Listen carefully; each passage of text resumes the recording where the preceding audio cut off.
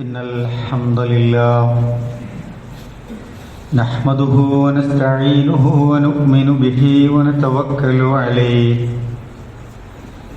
ونعوذ بالله من شرور أنفسنا ومن سيئات أعمالنا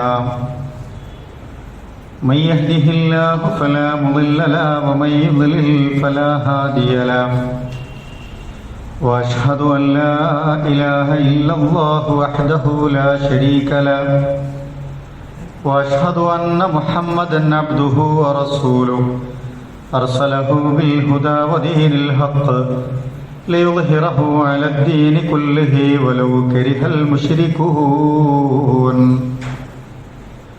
اللهم صل على محمد وعلى آل محمد كما صليت على إبراهيم وعلى آل إبراهيم وبارك على محمد وعلى آل محمد كما باركت على إبراهيم وعلى آل إبراهيم إنك حميد مجيد أما بعد فإن خير الحديث كتاب الله وخير الهدي هدي محمد صلى الله عليه وسلم وشر الأمور محدثاتها وكل محدثة بدعة وكل بدعة ضلالة وكل ضلالة في النار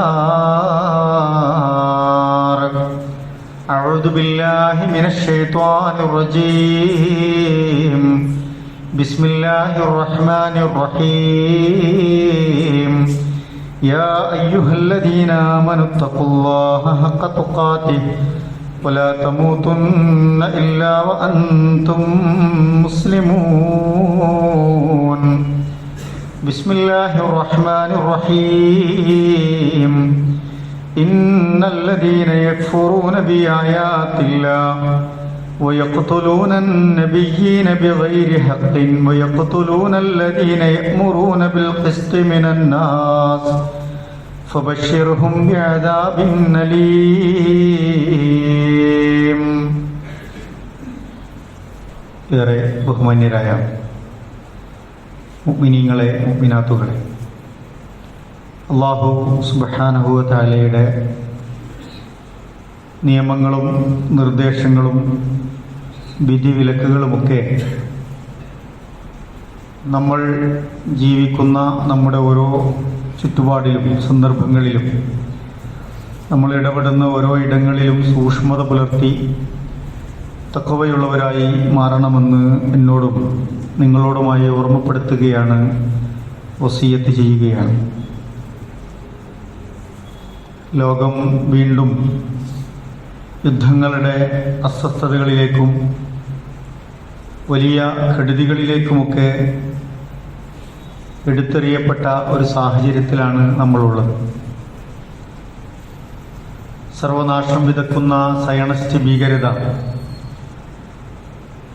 പാവപ്പെട്ട മനുഷ്യർക്ക് മേൽ അഴിഞ്ഞാടുന്ന കാഴ്ചകളാണ് നമ്മൾ കണ്ടുകൊണ്ടിരിക്കുന്നത്.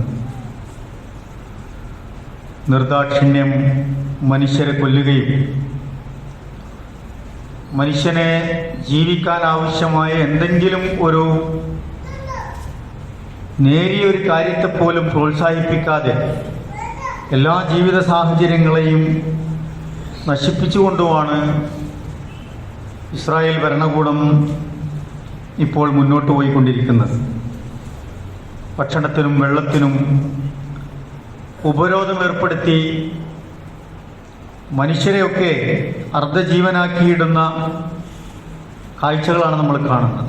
ഈ കാഴ്ചകളിൽ അത് കണ്ട് ആസ്വദിക്കാൻ, ആനന്ദിക്കാൻ മനുഷ്യർക്ക് കഴിയുന്നു എന്ന ഒരു വികാരം സോഷ്യൽ മീഡിയയിലൊക്കെ പരിശോധിച്ചാൽ നമുക്ക് കാണാൻ കഴിയും. എന്തുമാത്രം ക്രൂരതകളാണ് ഇസ്രായേൽ ഭരണകൂടം, സയണിസ്റ്റ് ഭീകരന്മാർ മനുഷ്യരോട് ചെയ്തുകൊണ്ടിരിക്കുന്നത്. 20 മാസത്തിലധികമായി ഗസയിൽ നടത്തിവരുന്ന നരനായാട്ട് അവസാനിപ്പിച്ചിട്ടില്ല. ആശുപത്രികളിലും കുഞ്ഞുങ്ങളുടെ ക്യാമ്പുകളിലും ഭക്ഷണത്തിൻ്റെ ക്യൂവിലുമൊക്കെയായി നിരന്തരം അതിപ്പോഴും തുടർന്നുകൊണ്ടിരിക്കുകയാണ്. പൊട്ടിയ വയറും ഓട്ടപാത്രങ്ങളുമായി പാതി മരവിച്ച ശരീരവുമായി തകർന്ന് തരിപ്പണമായ ഗസ മുനമ്പിൽ ഒരു നേരത്തെ ഭക്ഷണത്തിനും ഒരു കുപ്പി വെള്ളത്തിനുമൊക്കെ വേണ്ടി കരഞ്ഞു വരി നിൽക്കുന്ന കുഞ്ഞു മക്കളെ കാണുമ്പോൾ ആരുടെ നെഞ്ചാണൊന്ന് പിടഞ്ഞു പോകാതിരിക്കുക? പക്ഷെ എന്നിട്ടും ചോരക്കൊതിയും അധികാരക്കൊതിയും തീരാതെ ഇപ്പോ ഗസക്ക് മേൽ ആഞ്ഞടിക്കുന്നത് പോലെ തന്നെ അതിനേക്കാൾ രൂക്ഷമായ രീതിയിൽ ഇറാനെതിരെ തിരിഞ്ഞിരിക്കുന്ന ഒരു സന്ദർഭത്തിലാണ് നമ്മളുള്ളത്. ജൂത ഭരണകൂടം, ജൂതരാണി എന്ന് അഹങ്കാരം നടിച്ചുകൊണ്ടിരിക്കുന്ന മനുഷ്യർ ഇത്തരത്തിൽ ജൂതന്മാരുടെ മാനസികമായ അവസ്ഥ, അവരുടെ സ്വഭാവ പെരുമാറ്റ കാര്യങ്ങളെക്കുറിച്ചൊക്കെ ഖുർആൻ സൂചിപ്പിക്കുന്നുണ്ട്.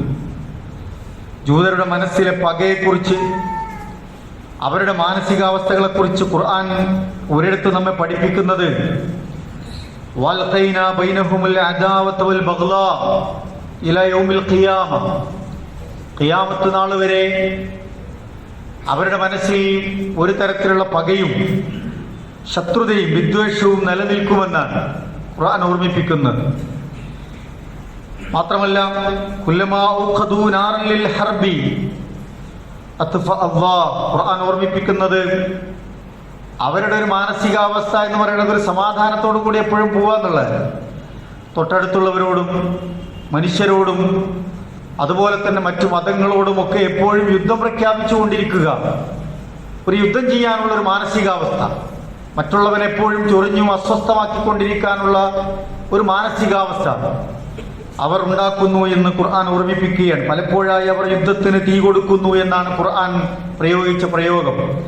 അത് അള്ളാഹുവാണ് പലപ്പോഴും കെടുത്തിക്കളയുന്നത്, അള്ളാഹുവാണ് അത് കെടുത്തിക്കളയുന്നത് എന്ന് ഖുർആൻ നമുക്ക് പറഞ്ഞു തരുന്നുണ്ട്. മറ്റൊന്ന്, ഭൂമിയിൽ അവർ നിരന്തരമായി കുഴപ്പങ്ങൾ ഉണ്ടാക്കിക്കൊണ്ടേയിരിക്കുന്നു എന്നാണ്. വല്ലാഹു ലാ യുഹിബ്ബുൽ മുഫ്സിദീൻ, അള്ളാഹു ഒരിക്കലും ഫസാദ് ഉണ്ടാക്കുന്നവരെ ഇഷ്ടപ്പെടുന്നില്ല എന്ന് ഖുർആൻ ഓർമ്മിപ്പിക്കുകയാണ്. അപ്പോൾ മനുഷ്യരോടാവട്ടെ, മറ്റു മതങ്ങളോടാവട്ടെ, മറ്റ് ഇസങ്ങളോടാവട്ടെ വിദ്വേഷവും പകയും പുലർത്തുന്ന ഒരു തരത്തിലുള്ള ഒരു പ്രത്യയശാസ്ത്രത്തിന്റെ ഉടമകളാണ് ജൂതന്മാർ എന്ന് ഖുർആൻ നമ്മളെ പഠിപ്പിക്കുകയാണ്. പ്രത്യേകിച്ച് അവരുടെ മതത്തിലേക്ക് മറ്റൊരാളെ പോലെ അവർ അടുപ്പിക്കാറില്ല. ഒരാളെ മതപരിവർത്തനം നടത്തിയോ മതത്തിലേക്ക് ദഅവത്ത് നടത്തിയോ ഒക്കെ കൊണ്ടുവരിക, അത്തരത്തിലുള്ള പ്രവണത പോലും അവർക്കില്ല. കാരണം ജൂതന്മാരാണ് ഏറ്റവും ലോകത്ത് വിശിഷ്ടരായവർ, മറ്റുള്ളവരൊക്കെ നികൃഷ്ടരായവരും അല്ലെങ്കിൽ അങ്ങനെ ജീവിതത്തിൽ നിലവാരമില്ലാത്തവരുമൊക്കെയാണ് എന്ന കാഴ്ചപ്പാട് പുലർത്തുന്നു എന്നതാണ് ഇവരുടെ ഒരു പ്രത്യേകത എന്ന് പറയുന്നത്. എന്തുകൊണ്ടാണ് ഇങ്ങനെയൊക്കെ അവർ എടുത്തു പറഞ്ഞത്? അവരുടെ ഈ ഔന്നിത്യം നടിക്കുന്നത് കൊണ്ടാണ്, കിബിർ കാണിക്കുന്നതുകൊണ്ടാണ് അവരുടെ ഈ ഫസാദിനും യുദ്ധത്തിനും അതുപോലെ തന്നെ മറ്റുള്ളവരെ ഇകഴ്ത്തി കാണിക്കുന്ന തരത്തിലുള്ള മാനസികാവസ്ഥ രൂപപ്പെട്ടത്. അവർ ഈ ഔന്നിത്യബോധം കൂടുതലായതുകൊണ്ടാണ്. ഖുർആൻ തന്നെ പറഞ്ഞു, വഖാലത്തിൽ യഹൂദു വന്നസ്വാറ നഹ്നു അബ്നാഉല്ലാഹി വഅഹിബ്ബാഉഹു, യഹൂദന്മാരും ക്രിസ്ത്യാനികളും പറഞ്ഞു. എന്താ അവർ പറഞ്ഞത്? നഹ്നു അബ്നാഉല്ലാഹ്, ഞങ്ങൾ അള്ളാഹുവിന്റെ മക്കളാണ് എന്നാണ്. ഞങ്ങളാണ് ദൈവത്തിന് ഏറ്റവും പ്രിയപ്പെട്ടവർ, അള്ളാഹുവിന് ഏറ്റവും ഇഷ്ടപ്പെട്ടവർ, അള്ളാഹുവിന്റെ മക്കളാണ് ഞങ്ങൾ. അതുകൊണ്ട് ഞങ്ങൾക്ക് തോന്നിയ പോലെ ചെയ്യും, ഞങ്ങൾ തോന്നിയ പോലെ പ്രവർത്തിക്കും. നിങ്ങളൊന്നും അള്ളാഹുവുമായി ദൈവവുമായി അടുക്കാൻ പ്രിയപ്പെട്ടവരല്ല എന്ന് ഓർമ്മിപ്പിക്കുകയാണ്. അള്ളാഹുവിന് ഏറ്റവും ഇഷ്ടപ്പെട്ടവരും ഞങ്ങളാണ് എന്നാണ് അവരുടെ വീരവാദം എന്ന് പറയുന്നത്. ഇബ്രാഹിം നബി അലൈഹി സ്വലാത്തു വസ്സലാമിന്റെ ഒരു വംശപരമ്പരയിൽ നിന്നാണ് ജൂത സമുദായവും യഹൂദന്മാർ അല്ലെങ്കിൽ അഹ്ലുൽ കിതാബിൽപ്പെട്ടവർ, ബനു ഇസ്രായേലിയർ എന്നൊക്കെ പറയുന്ന പേരിൽ അറിയപ്പെടുന്ന ഇവർ രൂപപ്പെടുന്നത്. ഇബ്രാഹിം നബി അലൈഹി സ്വലാത്തു വസ്സലാമിന്റെ മകൻ ഇസ്ഹാഖ് നബി അലൈഹി സ്വലാത്തു വസ്സലാമിന്റെ മകൻ യാഖൂബ് നബി അലൈഹി സ്വലാത്തു വസ്സലാമിനെ അവരുടെ സമൂഹത്തെ മൊത്തത്തിൽ വിളിച്ച പേരായിരുന്നു ബനു ഇസ്രായേൽ എന്നത്.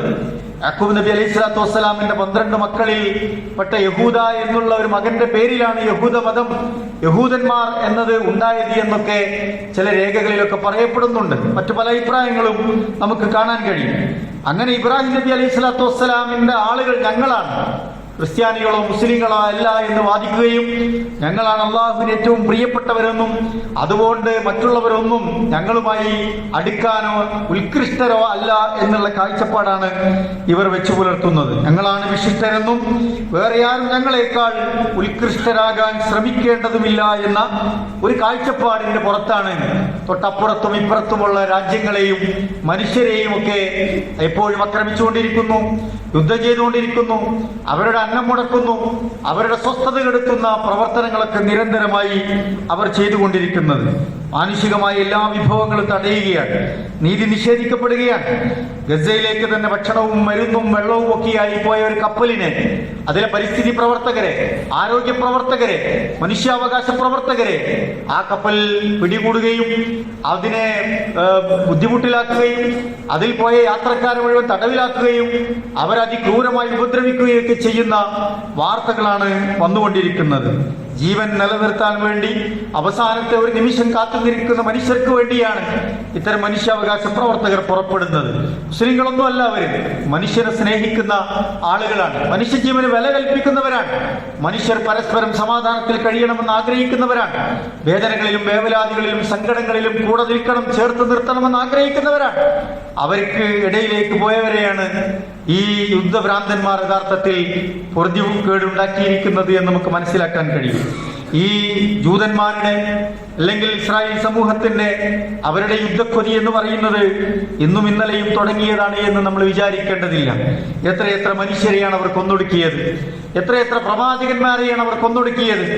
ഇന്നല്ലദീന യക്ഫുറൂന ബിആയാത്തില്ല, അവർ അല്ലാഹുവിന്റെ വചനങ്ങളെ നിഷേധിച്ച് തള്ളുകയാണ്.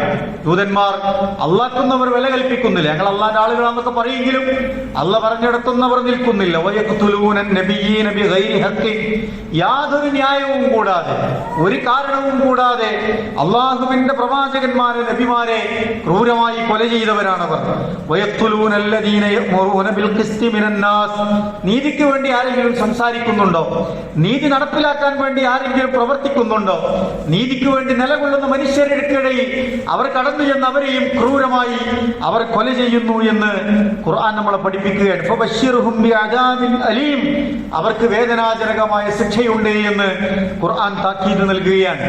ആയത്തുകളെ നിഷേധിക്കുന്നു, യാതൊരു ന്യായവും കൂടാതെ നബിമാരെ കൊല്ലുന്നു, മനുഷ്യർക്കിടയിൽ നീതി നടപ്പാക്കുന്നവരെ കൊല്ലുന്നു, അത് കൽപ്പിക്കുന്നവരെ കൊല്ലുന്നു. നോക്കൂ, സക്കരിയ അലൈഹിസ്സലാത്തു വസ്സലാമിന്റെ കൊലപാതകം, അദ്ദേഹത്തെ കൊല ചെയ്തത് ജൂതന്മാരായിരുന്നു എന്ന് ചരിത്രം നമ്മളെ പഠിപ്പിക്കുന്നുണ്ട്.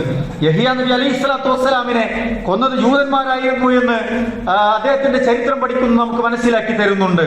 ഈസാ അലൈഹിസ്സലാത്തു വസ്സലാമിനെയും ഞങ്ങൾ കൊന്നു എന്ന് വളരെ അഭിമാനബോധത്തോടു കൂടി പറയുന്ന ഒരു സമൂഹമുണ്ടെങ്കിൽ അതും ജൂതന്മാരാണ് എന്ന് പ്രിയപ്പെട്ടവരെ നമുക്ക് മനസ്സിലാക്കാൻ കഴിയും. പക്ഷേ ഖുർആൻ പറഞ്ഞു അദ്ദേഹത്തെ അവർക്ക് കൊല്ലാൻ കഴിഞ്ഞിട്ടില്ല, കുരിശിൽ തറക്കാൻ കഴിഞ്ഞിട്ടില്ല.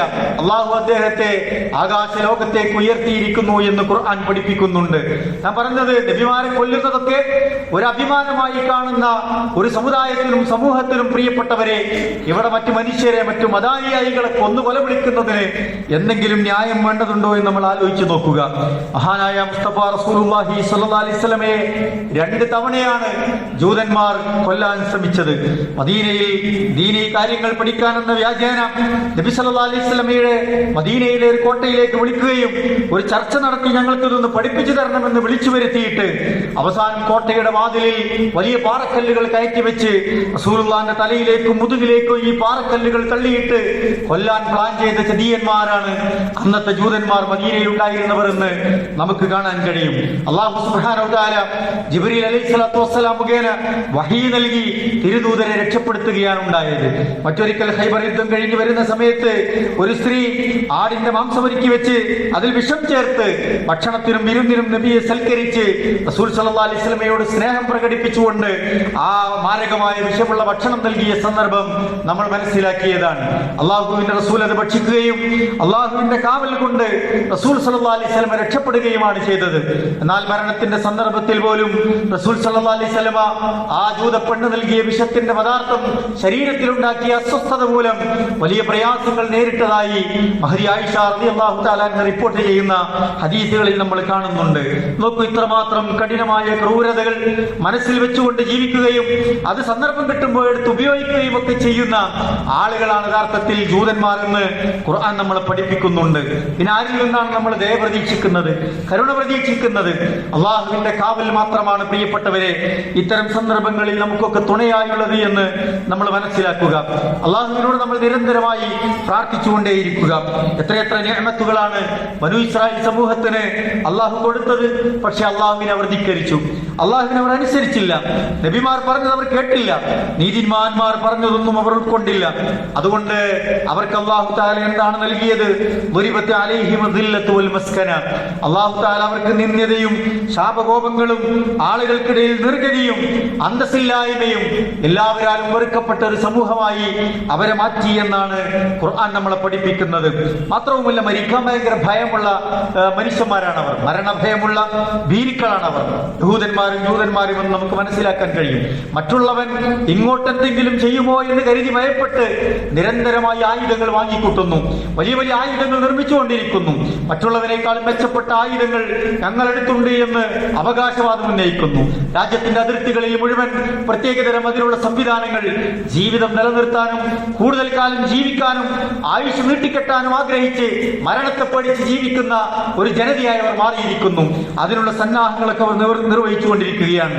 ആരെങ്കിലും തന്റെ രാജ്യത്തെ എന്തെങ്കിലും പ്രയാസപ്പെടുത്തുന്നുവെങ്കിൽ, മനുഷ്യർക്ക് നേരെ അവിടെ ജീവിക്കാനുള്ള അവകാശത്തിന് വേണ്ടി സംസാരിക്കുന്നുവെങ്കിൽ പോലും അത്തരം ആളുകളെ നിരന്തരമായി കൊന്നുകളയുകയാണ്.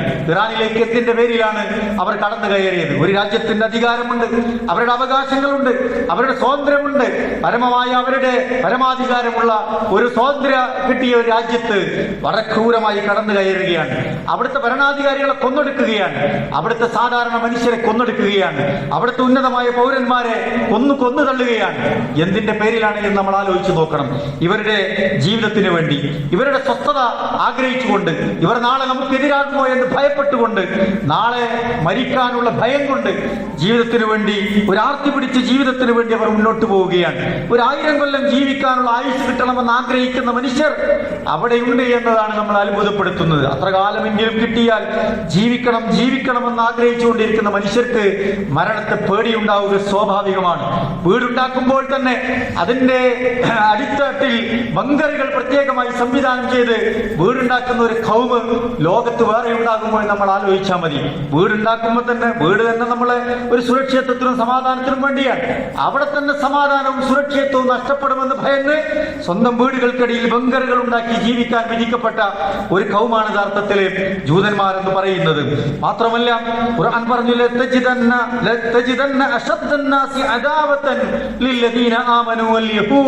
എന്നാണ്. യഹൂദന്മാർക്കാണ് മുഅ്മിനീങ്ങളോട്, വിശ്വാസികളോട്, മുസ്ലിമീങ്ങളോട് ഏറ്റവും കഠിനമായ പകയും ശത്രുതയും വിദ്വേഷവും ഉള്ളത് എന്ന് ഖുർആൻ നമ്മളെ പഠിപ്പിക്കുന്നുണ്ട്.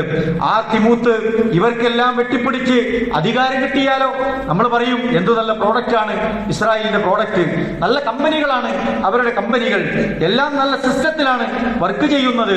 അവർക്ക് അധികാരവും സൗകര്യമൊക്കെ കിട്ടിയാൽ രാജ്യം ഒരുപാട് രക്ഷപ്പെടും, നമ്മൾ ഉപയോഗിക്കുന്ന വസ്തുക്കൾ മെച്ചപ്പെടും, സാങ്കേതിക സംവിധാനങ്ങൾ നമ്മൾക്ക് ഉപകാരപ്പെടും.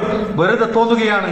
ഖുർആൻ പറയുന്നുണ്ട്, അവർക്ക് എന്തെങ്കിലും നിലക്കുള്ള അധികാരം കിട്ടിയാൽ അംലഹും നസീബും മിനൽ മുൽക്ക്, എന്തെങ്കിലും അധികാരം അത്തരത്തിൽ പൂർണ്ണമായി അവർക്കുണ്ടോ? ഉണ്ടെങ്കിൽ തന്നെ മനുഷ്യർക്ക് ഉപകാരമുള്ള, ആളുകൾക്ക് ഗുണം പകരുന്ന ഒരു ചെറിയ ഒരു അണുമണി തൂക്കം പോലും ഒരു ഉപകാരവും ഒരാൾക്കും അവർ നൽകുകയില്ല എന്ന് ഖുർആൻ കൃത്യമായി പഠിപ്പിക്കുകയാണ്. ഇതൊക്കെയാണ് പ്രിയപ്പെട്ടവരെ അവരുടെ സ്വഭാവം എന്ന് പറയുന്നത്. ഖുർആൻ എന്തിനായിരിക്കും ഇത് നമ്മളെ പഠിപ്പിച്ചത്? ഈ കാര്യങ്ങൾ ഒന്ന് പഠിച്ചു മനസ്സിലാക്കാനാണ്.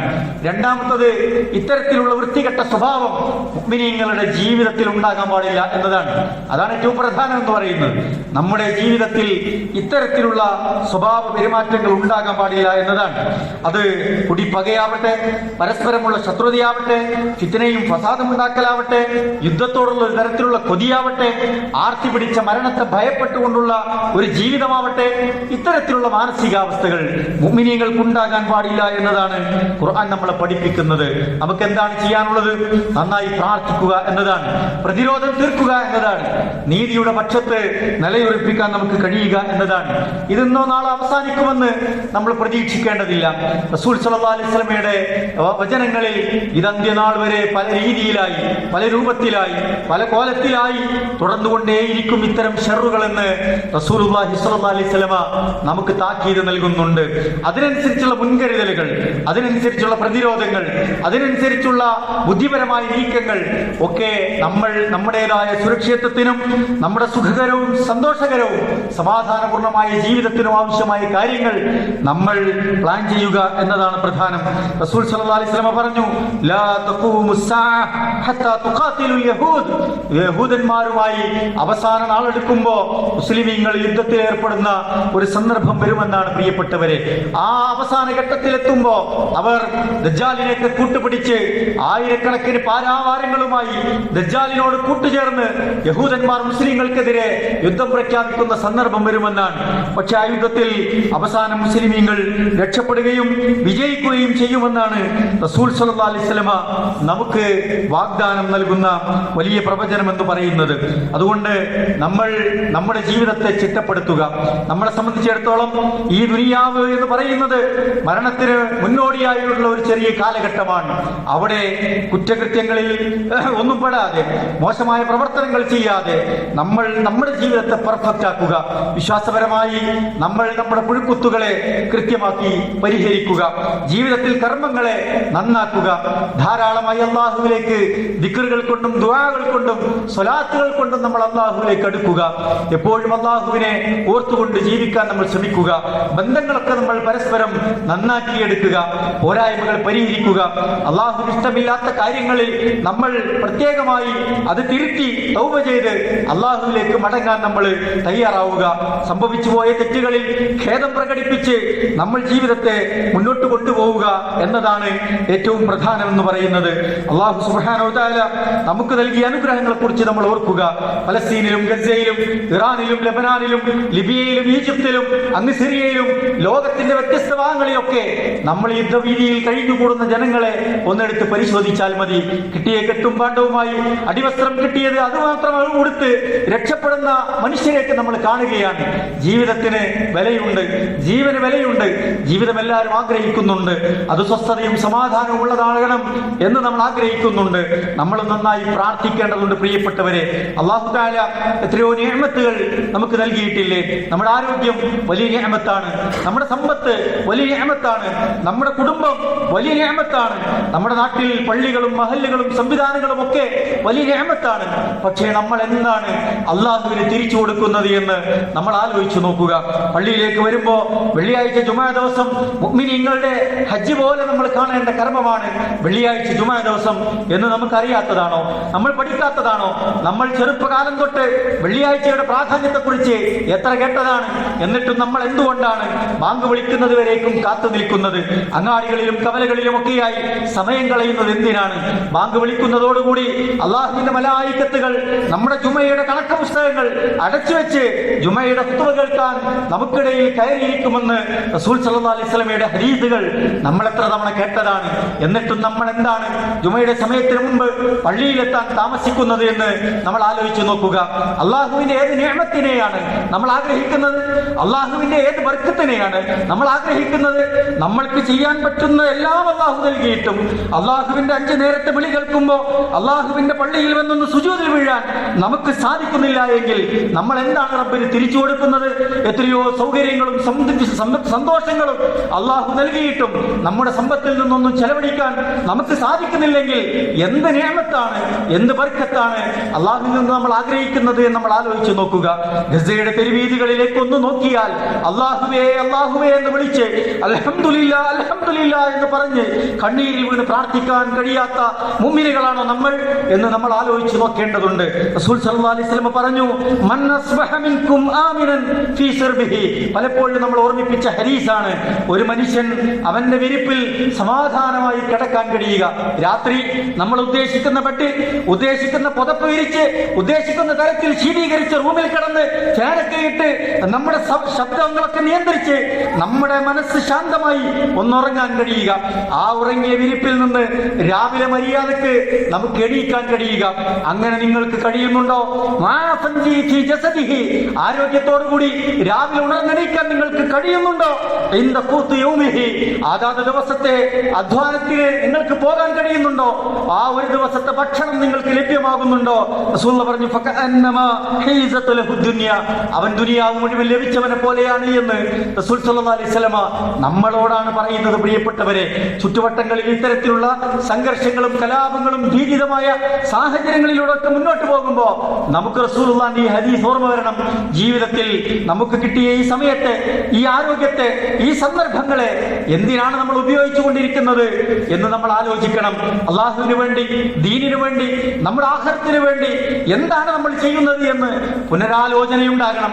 ഇതൊന്നും ആലോചിക്കാതെ സോഷ്യൽ മീഡിയകളിൽ വരുന്ന വാർത്തകൾക്ക് പുറകെ പോയി ഇറാന് വേണ്ടി സിന്ദാബാദ് വിളിക്കുകയും ഇസ്രായേലിന് വേണ്ടി മുർദാബാദ് വിളിക്കുകയും അങ്ങനെ ചെയ്ത് ജീവിക്കുകയല്ല നമ്മുടെ ദൗത്യം എന്ന് പറയുന്നത്.